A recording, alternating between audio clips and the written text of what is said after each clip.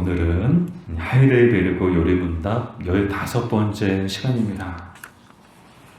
오늘 우리가 함께 나눌 주제는 고난을 받으사. 우리가 이제 요리문답을 순서대로 하고 있는데, 특별히 또 고난주간을 맞아서 또 이 주제를 또 다루게 되어서 이것도 하나님의 인도하심이구나, 또 하나님의 섭리구나, 다시 한번 또 느끼게 됩니다. 이 고난주간 수요일, 예수님의 고난이 오늘 우리에게 주는 유익과 또 그것이 우리에게 주는 또 그것이 갖고 있는 의미는 무엇인가, 이 시간을 통해서 우리가 함께 살펴보기 원하는데요. 먼저 37절을 보니까 고난을 받으사 라는 말은 무엇을 의미합니까? 라고 이제 질문하고 있죠. 우리 그 답 부분을 같이 한번 읽어보겠습니다. 예수님께서 세상에 있는 동안 특별히 그의 삶의 마지막에 전 인류의 죄에 대한 하나님의 진노를 친히 그 몸과 영혼으로 받으셨습니다. 속죄의 제사인 그의 고난으로서 영원한 정죄로부터 우리의 몸과 영혼을 구속하셨으며 우리에게 하나님의 은혜와 의와 영원한 생명을 얻게 해주셨습니다. 아멘.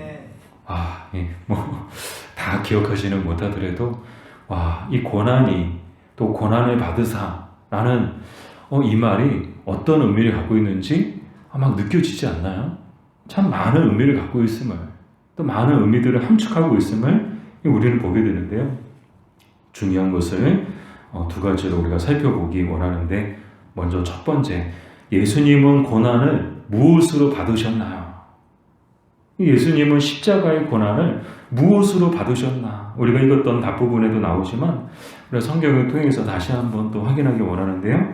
먼저 마태복음 26장 38절입니다. 우리 같이 읽어볼까요? 이에 말씀하시되 내 마음이 매우 고민하여 죽게 되었으니. 예수님의 말씀이죠. 예수님의 고백이십니다. 지금 예수님의 심정이 뭐라고 말씀하세요? 내 마음이 매우 고민하여 죽게 되었다. 이 말이 무슨 말인가요? 예수님은 고난을 무엇으로 받으셨는가? 가장 먼저는 마음으로 받으셨다는 거야. 근데 이 마음이, 이 원어로 보니까 이 푸시케라고 되어 있는데, 이 푸시케가 영혼으로 번역되기도 하더라고요. 즉 예수님의 마음이 지금 죽게 생겼다. 다른 말로 영혼이 죽게 생겼다. 사실 영혼은 죽지 않죠. 이 몸은 죽어도 영혼은 죽지 않습니다. 근데 예수님께서 지금 영혼이 죽게 생겼다. 이 말씀이 정말 영혼이 죽게 생겼다는 말씀일까요? 아니면 지금 고통, 지금 마음속으로 영적으로 당하시는 이 고통이 정말 죽을 만큼 괴롭고 힘든 것을 뜻하시는 것일까요? 이 전자가 아니라 후자죠.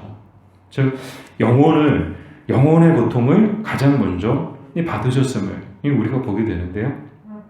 그래서 지난 주일에도 말씀을 드렸지만, 예수님은 골고다에서 예수님의 몸이 피를 흘리셨다면, 그 전에 예수님은 겟세마네 동산에서 영혼의 피를 흘리셨다. 우리는 십자가에서 예수님이 못 박히심을 통해서 그게 고난의 전부고, 예수님의 그 고통이 거기서부터 시작된 줄 알았는데, 예수님의 고통과 고난은 이미 겟세마네 동산에서부터 시작됐다는 거야. 영혼의 고통을 느끼셨다. 근데 예수님의 마음을 생각해 보면 비단 십자가의 고통뿐만 아니라 여러 환경들이 참 예수님의 마음을 힘들게 하고 또 예수님의 마음을 참 아프게 했구나라는 생각을 하게 돼요. 여러분, 언제 마음이 아프세요? 예수님을 보니까 3년 동안 함께 먹고 자고 함께 거의 한 번도 떨어져 본 적이 없을 정도로 3년 동안 함께 했으면 이거 대단한 거 아니에요? 대단한 정의잖아요. 3년 동안 함께 했던 이 제자들이 마지막 순간, 결정적인 순간에 다 떠나고 아무도 예수님 곁에 남아있지 않았죠. 가장 먼저 가룟 유다가 예수님을 배신하고, 나머지 11제자들도 예수님을 떠나고, 믿었던 수제자 이 베드로도 예수님을 부인하고, 사람들, 믿었던 사람에게 배신을 당하는 것도 참 마음이 괴롭지 않나요? 마음이 아프지 않나요? 이렇게 예수님은 이 십자가의 고난을 이미 겟세마네 동산에서부터 그 영혼의 고통을 받으셨음을 우리가 보게 되고요. 또 두 번째로 누가복음 23장 33절이죠. 같이 읽어보겠습니다. 해골이라 하는 곳에 이르러 거기서 예수를 십자가에 못 박고, 비로소 이제 이 몸으로 고난을 당하시는 모습을 우리가 보게 되죠. 예수님은 마음만, 영혼만 고난을 받으셨던 것이 아니고 몸으로도 고난을 당하셨습니다. 채찍에 맞으시고 가시 면류관을 쓰시고 십자가를 지시고 골고다 언덕을 올라가셨는데 얼마나 그 올라가는 길이 힘드셨으면 그것을 이제 구레네 시몬한테 억지로 맡기죠. 예수님이 계속 쓰러지시니까 길 가던 구레네 시몬을 억지로 십자가를 지고 가게 했는데 참 하나님의 섭리는 놀라워요. 억지로 지고 갔는데도 불구하고 그것이 은혜가 되게 해주시더라고요.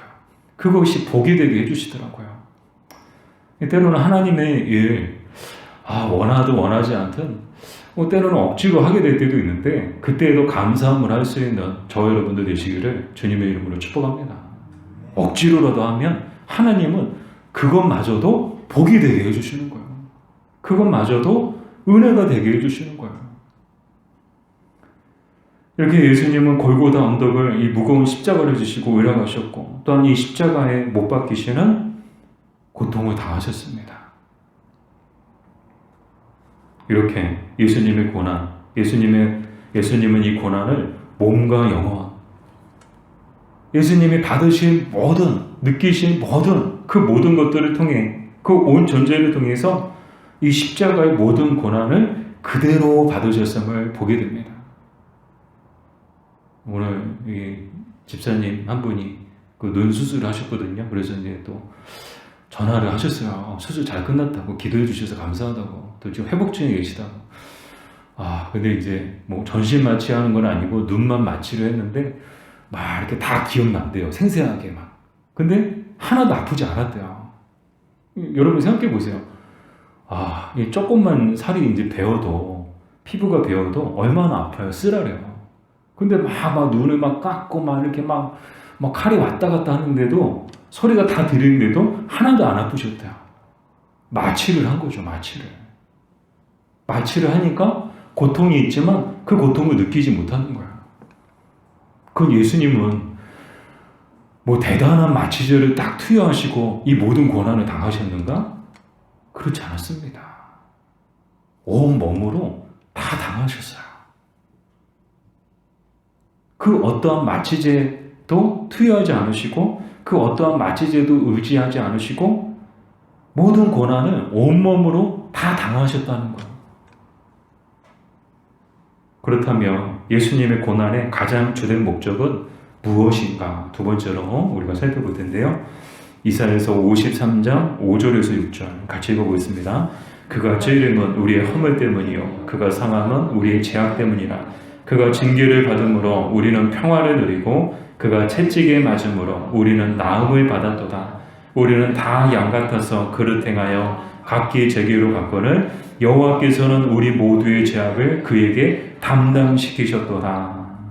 아멘. 그 예수님께서 고난을 당하신 가장 큰 목적, 가장 큰 이유는 무엇 때문이었는가? 바로 우리의 허물과 죄악 때문이었다라는 것이죠. 그래서 우리가 받아야 될, 우리 죄로 인해서 받아야 될 하나님의 진노를 예수님께서 대신 받으신 거. 그것이 바로 십자가다. 그 증거가 바로 십자가임을 오늘 우리에게 가르쳐주고 계시죠. 이렇게 예수님의 고난 당하심을 통해서 또 우리가 받게 된 것이 있는데 그 받게 된 것이 무엇인가? 로마서 3장 24절에 기록되어져 있는데요. 우리 같이 읽어볼까요? 그리스도 예수 안에 있는 속량으로 말미암아 하나님의 은혜로 값없이 의롭다 하심을 얻은 자 되었느니라. 아멘. 이 무엇을 받았습니까? 크게 세 가지를 받았는데 하나님의 은혜를 받았고 의를 받았고 영원한 생명을 받은 줄 믿습니다. 저는 이 말씀을 준비하면서 기가 막히는 거예요. 고난은 예수님이 다 당하시고 영광은 우리가 다 얻고 있더라고요. 우리가 당해야 될 고난은 하나도 요즘 표현대로 1도 당하지 않고 그 모든 고난은 예수님이 다 당하시고 우리는 거저 값없이 주어지는 영광만 얻었구나. 하나님의 의, 또 하나님의 은혜, 또 하나님이 예배해 놓으신 영원한 생명. 사랑하는 여러분, 이것은 뭐 우리가 잘나서, 뭐 우리가 어떤 큰 공을 세워서, 뭐 어떤 우리 자격이 있어서 받은 것이 아니고 거저 값없이 예수님 덕분에, 예수님 때문에, 예수님으로 인하여 받은 줄 믿습니다. 그러므로 우리는 이것을 결코 당연한 것으로 여겨서도 안 되고 또 이것을 결코 헛된 것처럼 여겨서도 안 되고 정말 귀하게 여기고 늘 감사하며 기뻐하며 사는 저와 여러분들 되시기를 주님의 이름으로 축복합니다. 이 하나님의 은혜를 받았다는 게 얼마나 감사해요. 오늘도 이제 찬양을 듣는데 또 은혜 찬양이 나오더라고요. 근데 한때 또 이제 그 은혜 찬양 들으면서 또 은혜 받았던 생각이 또 떠오르는 거예요. 정말 모든 게 은혜구나. 근데 우리는 자꾸 까먹어요. 은혜인 줄 몰라요.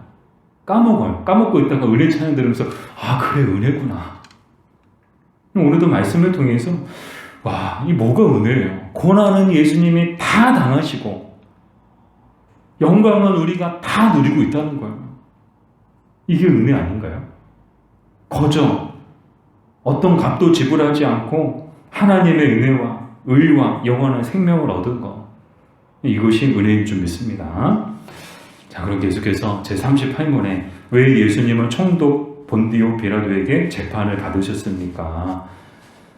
답을 같이 읽어볼게요. 예수님은 죄가 없으셨지만 임시적인 재판자에 의해 정죄됨으로써 우리에게 떨어질 엄중한 하나님의 심판으로부터 우리를 자유하게 하셨습니다. 아멘. 이거 그냥 넘어가면 안 될 것 같아요. 우리 옆에 분하고 인사했으면 좋겠습니다. 모든 게 은혜입니다. 모든 게 은혜입니다. 네. 잊지 않았으면 좋겠어요.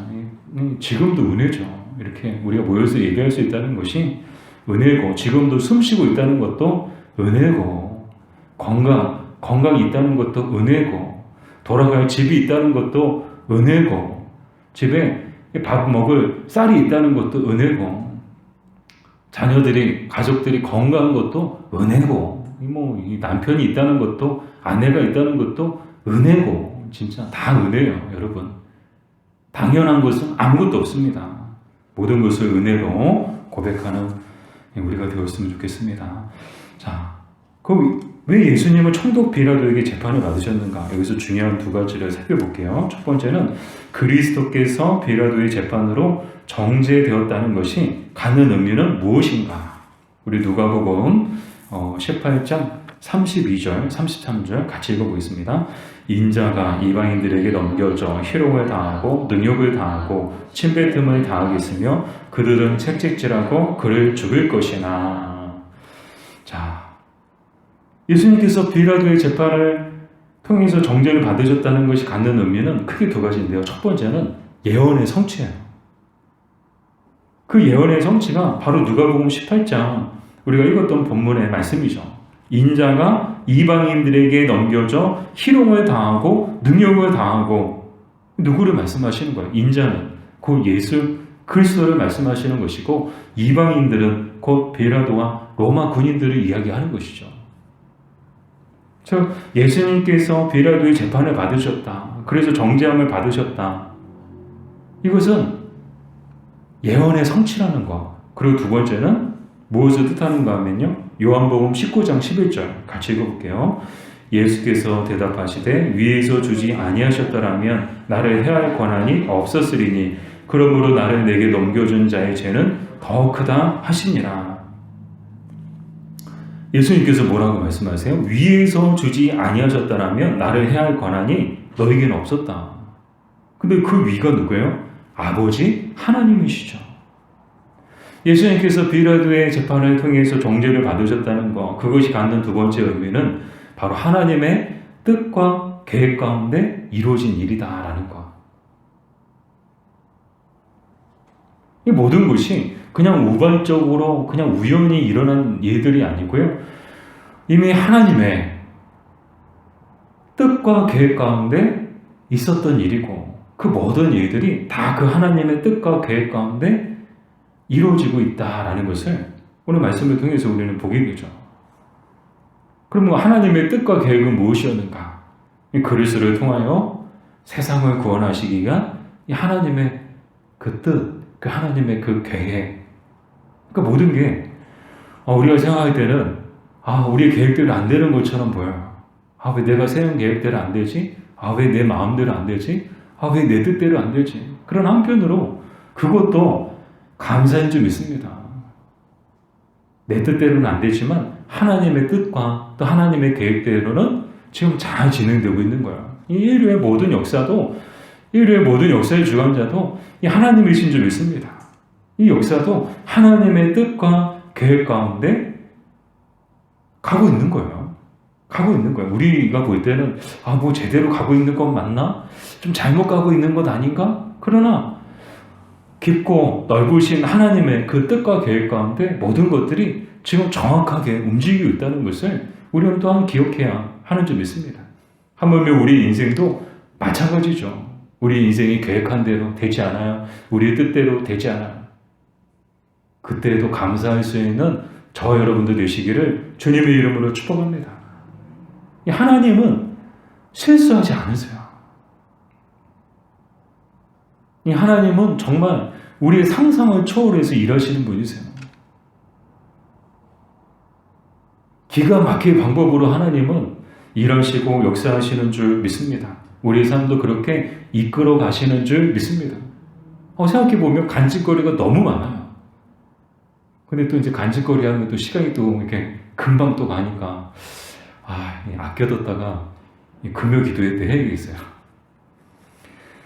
자, 이렇게 예수님께서 베라도의 재판을 받으신 그것이 갖고 있는 의미는 크게 두 가지였다. 첫 번째는 예언의 성취요. 두 번째는 하나님의 뜻과 계획 가운데 있는 일이다. 그 가운데 하나님의 뜻과 계획이 담겨져 있다.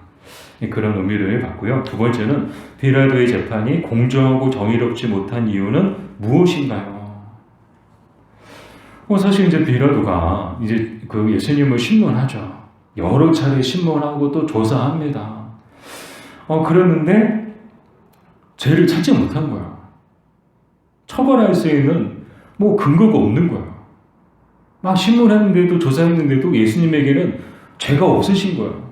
그래서 풀어주려고 노력했다. 성경에는 어떻게든 풀어주려고 노력했다. 그런데 어떤 일이 일어났죠? 누가복음 23장 22절에서 24절 같이 읽어보겠습니다. 빌라도가 세 번째 말하되 이 사람이 무슨 악한 일을 하였느냐? 나는 그에게서 죽일 죄를 찾지 못하였나니 때려서 놓으리라 하니 그들이 큰 소리로 재촉하여 십자가에 못 박기를 구하니 그들의 소리가 이긴지라. 이에 빌라도가 그들이 구하는 대로 하기를 언도하고. 이 빌라도는 어떻게든 그냥 풀어주려고 했는데 웬걸요? 군중들이 난리가 난 거야. 이 대제사장과 장로들, 서기관들에 의해서 선동당한 이 군중들이 십자가에 못 박아라. 십자가에 못 박아라. 이 당시 저일에는 어떤 저일회가 있었는가 하면 이 명절에 이 죄인 하나를 풀어주는 그런 저일회가 있었죠. 그래서 이제 이 죄인 중에 하나를 풀어주려고 했더니 웬걸요? 예수를 풀어주려고 했더니 이 군중들이 원하지 않는 거야. 이 바라바라는 그런 유명한 죄수를 풀어주고 예수는 십자가에 못 박아라. 그렇게 외쳤던 것이죠. 결국에는 어떻게 했는가? 군중들이 원하는 대로 그렇게 예수님을 십자가에 못 박히시도록 내어주는 그런 모습을 보게 되죠. 이런 것을 보면 과정도 공정하지 못했고 결과도 정의롭지 못했음을 보게 됩니다. 그런데 이런 일들이 비단 이때만 있었을까요? 사람이 사는 세상에는 늘 이런 일들이 끊임없이 일어나는 것 같아요. 과정이요? 공정하지 못해요. 나중에 보면 다 이게 옆으로 들어오고 또 다른 데서 또 이렇게 또 낙하산으로 떨어지고 결과도 정의롭지 못하더라고요. 그런 일들이 우리가 살고 있는 세상에 끊임없이 일어나고 있죠. 결과적으로 예수님은 이 불의한 이 재판을 통해서 이 십자가에 못 박히시는 그런 고난을 당하셨음을 우리가 보게 되죠. 우리 마태복음 27장 24절도 우리 같이 읽어볼까요? 빌라도가 아무 성과도 없이 도리어 밀양이 나르는 것을 보고 물을 가져다가 무리 앞에서 손을 씻으며 이르되 이 사람의 피에 대하여 나는 무죄하니 너희가 당하라. 손을 씻는다는 것은 자기는 죄가 없다. 나랑은 무관하다. 그런 행위거든요. 근데 이 행위가 어디서 나왔는가 살펴보니까 유대인들의 전통적인 그런 풍습에서 나온 거더라고요. 성경에 보면 장로들이 이렇게 무관하고 또 죄가 없을 때 그것을 손을 씻음을 통해서 자기는 무관하고 자기는 죄가 없다. 그것을 표현했던 것을 계속 이제 그 풍습을 따라하는 그런 모습들이 있었는데 빌라도도 이 유대인들의 풍습을 따라서 유대인들 앞에서 나는 죄 없다. 나는 무관하다. 다 너희들이 당해라. 다 너희들 책임이다. 그렇게 책임을 전가하는 모습을 보게 되죠. 그러나 따지고 보면 결과만 놓고 보면 이 빌라도는 참 자기의 직무를 다하지 못한 그런 불의한 그런 무능한 그런 관리였음을 우리가 보게 되죠. 철저하게 사람들 눈치 보고 로마 황제 가이사 이제 막 풀어주려고 했더니 이제 군중들이 그러면은 가이사에게 반역하는 것이다. 예수를 풀어주는 것은 가이사에게 반역하는 것이다. 이게 뭐예요? 군중들이 빌라도를 협박하는 거예요. 당신이 만약 풀어주면 우리는 가이사에게 상소하겠다. 막 밀란이 나면 가장 피해를 보고 가장 손해를 볼 게 바로 이 빌라도거든요.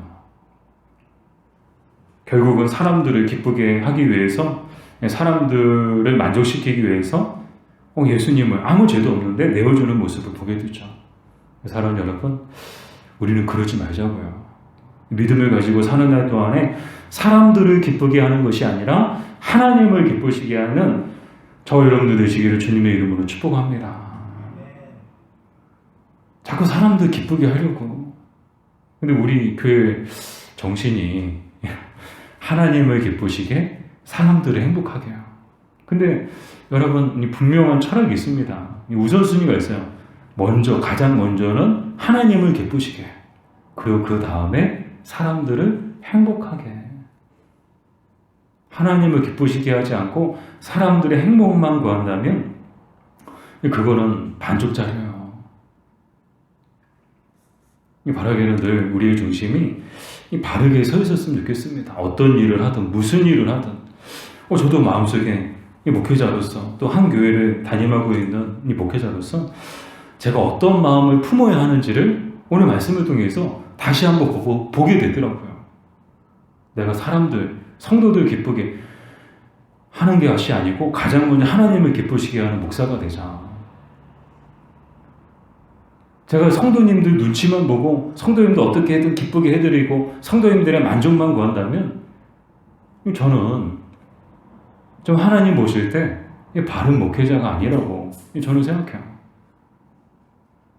가장 먼저 하나님 앞에 하나님을 기쁘시게 하고, 그리고 하나님을 기쁘시게 하는 동시에 주신 가르침과 또 지혜인이 말씀을 통해서 그 말씀 가운데 성도들을 섬기고 또 이 지역을 섬기고 이웃을 섬기는 것이 결국은 하나님을 기쁘시게 하는 것인 동시에 사람들을 행복하게 하는 것이다라고 생각합니다. 자, 마지막으로 39문. 예수님께서 다른 방법이 아니라 십자가에 못 박히신 것이 그렇게도 중요합니까? 답부분을 같이 읽어보겠습니다. 그렇습니다. 십자가의 죽음은 하나님께로부터 저주를 받은 죽음이기 때문에 그의 죽음은 내가 받아야 할 저주를 대신 짊어지셨다는 확신을 줍니다. 아멘. 네, 첫 번째로, 그럼 왜 예수님은 십자가에서 돌아가셔야 했나요? 예수님은 왜 십자가에서 돌아가셔야 되셨을까요? 왜 하필 십자가에서 돌아가셔야 했나요? 그 이유가 뭔가요? 그 이유는 그것이 꼭 필요한 것이자 이미 예언된 것이었기 때문입니다. 우리 요한복음 3장 14절에서 15절 같이 보고 있습니다. 모세가 광야에서 뱀을 든 것 같이 인자도 되려야 하리니 이는 그를 믿는 자마다 영생을 얻게 하려 하심이니라. 아멘. 자, 이 모세, 광야, 뱀이 등장하죠? 어떤 내용인가? 이 민수기에 나오는 내용인데요. 이스라엘이 광야를 지나고 있었습니다. 근데 광야를 지나갈 때 이 먼 길을 이제 돌아가는 그런 일이 있었는데 그 먼 길로 돌아가는 일 가운데 이 이스라엘 군중이 모세를 원망하는 거야. 먹을 것도 없고 물도 없고 그리고 만나 하나님이 주시는 이 만나를 뭐라고 말했는가? 하찮은 음식이다. 그래서 우리는 이 하찮은 음식이 싫다. 그렇게 원망하고 불평한 거예요. 어떤 일이 일어났을까요? 하나님이 불뱀을 보내셔서 불뱀이 막 사람들 물으니까 이 물린 사람마다 다 죽어가는 거예요. 그래서 모세가 하나님 앞에 기도하자 하나님께서 모세에게 놋뱀을 만들어서 장대에 달고 그 장대에 달린 놋뱀을 보는 사람들마다 다 살아날 것이다. 바로 이 이야기를 하고 계시죠. 근데 이 민수기 이 말씀을 살펴보면서 와, 이 불평과 원망이 얼마나 무서운 것인가, 불평과 원망이 얼마나 하나님이 안 기뻐하시는 것인가를 다시금 깨닫게 되었어요. 여러분, 불평하지 마세요. 원망하지 마세요. 불평과 원망은 망하는 길이에요.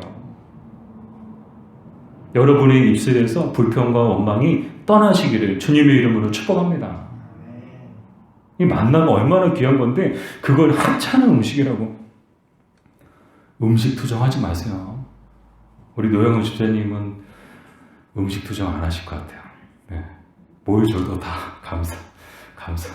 네, 그렇게 우리 장로님도 우리 권사님 뭘 해줘도 감사. 저는 어떨 것 같으세요? 저도 한때는 철이 없었을 때는 막 이렇게 뭔가 이게 좀 아쉽고, 근데 지금은 이제 감사.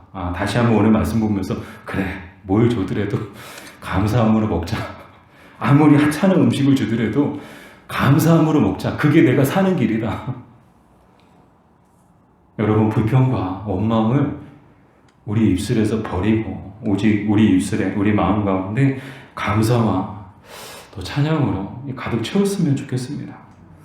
자, 예수님께서 왜 십자가에서 돌아가셔야 하셨나? 이 나무에 달린 놋뱀, 그것이 곧 장차 많은 사람들을 살리기 위한, 그 모세의 표현대로 하면, 민수기의 표현대로 하면 구약시대의 놋뱀이 바로 예수 그리스도의 십자가라는 거예요. 그래서 그 십자가에 매달리신 예수 그리스도를 바라보는 자마다 다 구원을 받고 살게 된다는 것을. 그래서 예수님께서 십자가에 돌아가셔야 하셨음을, 나무에 매달리셔야 하셨음을 우리는 말씀을 통해서 우리는 보게 되죠. 그렇습니다. 이 시간에도 또 앞으로도 주님 다시 오실 때까지 믿음으로 예수 그리스도를 바라보는 사람들은 반드시 구원을 받을 줄로 믿습니다. 믿음으로 십자가를 바라보는 사람들마다 반드시 살아날 줄 믿습니다. 그럼 그리스도의 죽음이 우리에게 준 효력은 무엇인가? 로마서 8장 1절에서 2절까지 말씀을 같이 볼까요? 그러므로 이제 그리스도 예수 안에 있는 자에게는 결코 정죄함이 없나니 이는 그리스도 예수 안에 있는 생명의 성령의 법이 죄와 사망의 법에서 너를 해방하였음이라. 아멘. 그리스도의 죽음이 우리에게 준 효력, 이 앞에서는 그리스도의 죽으심, 그리스도의 고난을 통해서 우리가 받게 된 영광, 그 영광이 뭐냐? 하나님의 은혜를 받았고 의롭다함을 받았고 영원한 생명을 받았다. 또 더 나아가 그 그리스도의 죽음이 우리에게 준 효력은 무엇이냐? 결코 정죄함이 없나니. 정죄함이 없다는 것은 무엇을 뜻하는가 하면 누구도 우리를 정죄하거나 누구도 우리를 그리스도의 사랑에서 끊을 수 없다는 것을 뜻합니다. 이 쉬운 표현으로 누구도 우리가 하나님 나라로 들어가고 거룩한 길을 걸어가고 영광스러운 길을 걸어갈 때 우리의 발목을 잡을 존재는 아무도 없다는 거예요. 이 땅에서는 비록 십자가의 길을 걸어가고 있지만 그럼에도 불구하고 이 길 끝에는 반드시 영광스러운 하나님의 나라가 저와 여러분을 기다리고 있는 줄 믿습니다. 우리가 가고 있는 길은요, 구원의 길인 줄 믿습니다. 구원의 길을 가고 있는데 우리가 이 길을 가고 또 우리가 하나님 나라에 들어가기까지 결코 그 누구도 우리의 발목을 잡을 수 없다는 거예요. 그러나 그리스도의 죽음이 만약에 없었다면 우리는 아무도 하나님 나라에 들어가지 못하죠. 구원받을 수 있는 사람은 아무도 없죠. 왜요? 우리의 발에는 그 죄의 사슬, 또 사망의 사슬이 아주 그냥 도저히 그 어떤 절단기로 끊을 수 없을 정도로 아주 그냥 꽁꽁 묶여져 있어서 정말 그 누구도 이 하나님의 나라에 들어갈 수가 없습니다. 구원받을 수가 없습니다. 그래서 늘 이 땅에 사는 날 동안에도 늘 우리는 정죄함을 당하죠. 넌 죄인이야. 넌 죄인이야. 넌 죄가 있잖아. 그러나 그리스도의 죽음을 통해서 우리는 그 누구도 우리를 정죄할 수 없고 그 누구도 우리를 그리스도의 사랑에서 끊을 수 있는 존재는 없다. 이런 은혜를 우리는 받게 된 줄로 믿습니다. 말씀을 마치겠습니다. 이처럼 그리스도께서 고난을 받으사 십자가에 못 박혀 죽으셨으나 그로 인하여 우리에게 하나님의 은혜와 영원한 생명을 우리는 얻게 되었습니다. 그러므로 예전처럼 더 이상 죄 가운데 거하며 살아가는 우리가 아니라 그리스도의 빛 가운데 거하며 살아가는 그런 우리가 되었으면 좋겠습니다. 날마다 그리스도의 빛 가운데. 제가 여러 번 강조를 해드렸었죠. 고난주간을 우리가 따로 이제 지키기는 하지만 이 고난주간을 잘 지키는 것도 중요하지만 그것보다 더 중요한 것은 매일매일 날마다 에브리데이 그리스도의 빛 가운데 살아가는 거. 그것이 중요하다는 거예요. 그리고 우리가 받은 구원의 은혜, 우리가 받은 영원한 생명에 늘 감사하며 기뻐하며 사는 것. 더 나아가 지금의 신앙생활에 우리의 그 모습에 만족하지 않고 더 하나님 기뻐하시는, 하나님이 부르시는 그날까지 더 하나님이 기뻐하시는 일을 향하고 더 하나님이 기뻐하시는 존재로 우리가 살아가는 것. 그것이 중요한 줄 믿습니다. 바라기는 저와 여러분 모두가 주님이 우리를 부르시는 그날까지 우리에게 주신 사명을 또 우리에게 주신 직분을 잘 감당하고 그렇게 해서 하나님을 기쁘시게 하고 또 사람들을 행복하게 해줄 수 있는 저와 여러분도 되시기를 주님의 이름으로 축복합니다.